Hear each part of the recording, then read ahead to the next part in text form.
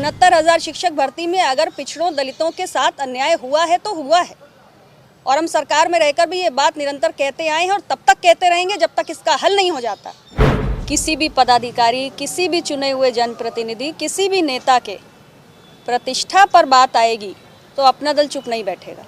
किसके इशारे पे ये सब किया जा रहा है, कहाँ से किया जा रहा है, ये अपना दल का एक एक कार्यकर्ता जानता है। बिल्कुल प्रधानमंत्री नरेंद्र मोदी जी के नेतृत्व में काम कर रहे हैं हम। प्रधानमंत्री नरेंद्र मोदी जी के नेतृत्व में अपना दल एनडीए का घटक है। देखिए, ऐसा है, मुझे लगता है कि पार्टी अध्यक्ष होने के नाते मैंने अपनी बात बड़े स्पष्ट रूप से कह दी है।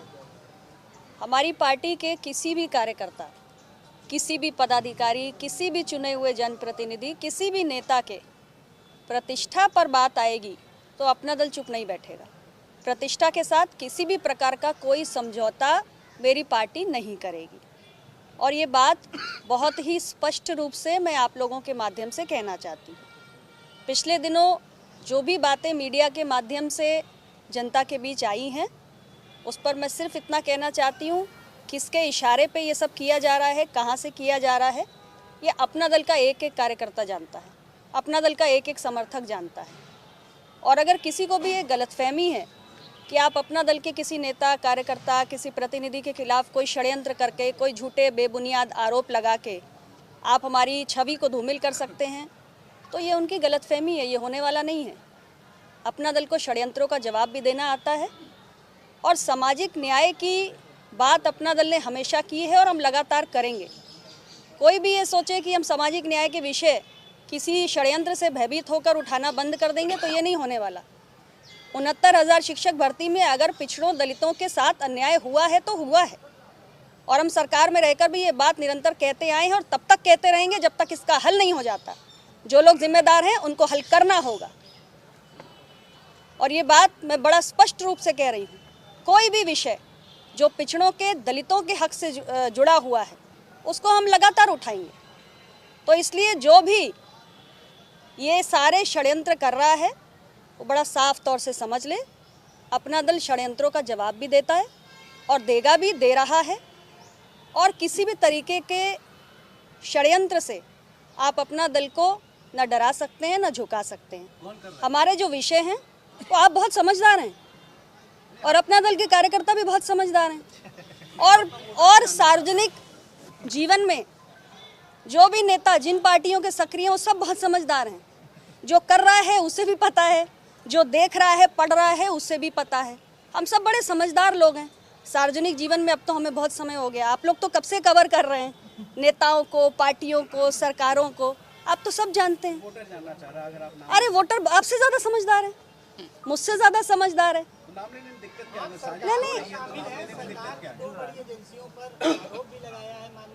नहीं, आरोप नहीं लगाया। अब ये माननीय मंत्री जी बताएंगे।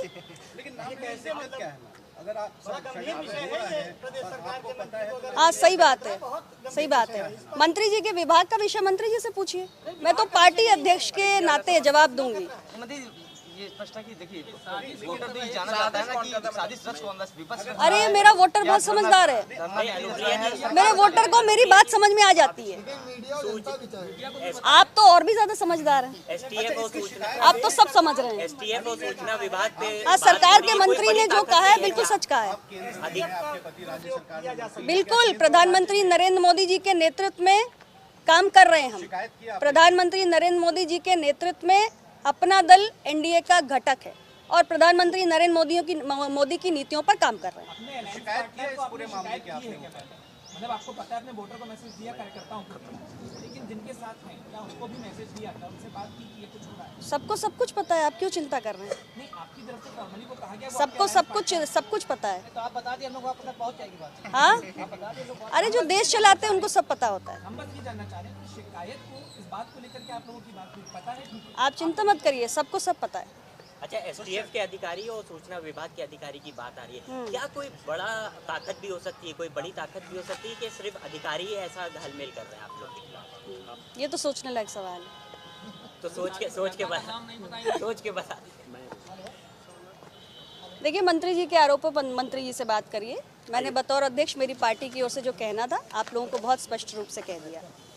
चलो कुछ पूछना हो बताएं, हम बताएं। मैम ये अलायंस केवल मोदी सरकार के साथ है या क्योंकि उत्तर प्रदेश में तो जो मुखिया हैं सरकार में वो योगी आदित्यनाथ। ये अलायंस क्या योगी एनडीए का, आदित्यनाथ के सुन नेतृत्व में लें, आप सरकार नहीं चला रहे ये हैं? अलायंस एनडीए का है। माननीय प्रधानमंत्री जी के नेतृत्व में 2014 में अलायंस हुआ था और माननीय प्रधानमंत्री जी के नेतृत्व में अलायंस है, था और रहेगा। मंत्री जी जिन्होंने जिनका आपने नाम लिया वो सूचना विभाग के बड़े अधिकारी हैं और कहीं ना कहीं वो सूचना विभाग पूरा मुख्यमंत्री का भी पूरा विभाग देखते हैं, तो क्या लगता है कि किसकी मंशा होगी, कौन इसके पीछे होगा? मैंने तो नाम ले लिया है, मैं तो अभी सिर्फ कहूंगा कि वो सुधर जाएं।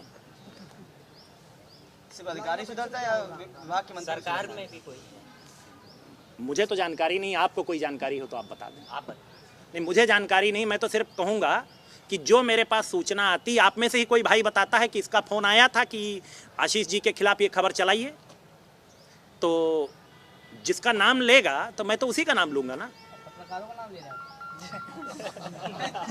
आपको लगता है मैंने आपका नाम लिया? हाँ? मंत्री जी आप जो जिन दो विभागों पर सवाल उठाए हैं हाँ। और वो दोनों विभाग मुख्यमंत्री के विभाग हैं जी, तो देखिए बड़ा स्पष्ट मत है। आपके ऊपर अगर सवाल उठेगा या आपके विभाग के किसी प्रमुख अधिकारी पे सवाल उठेगा तो वो सवाल आप पे भी उठेगा, तो क्या मैं इसका जवाब आपको दे रहा हूं।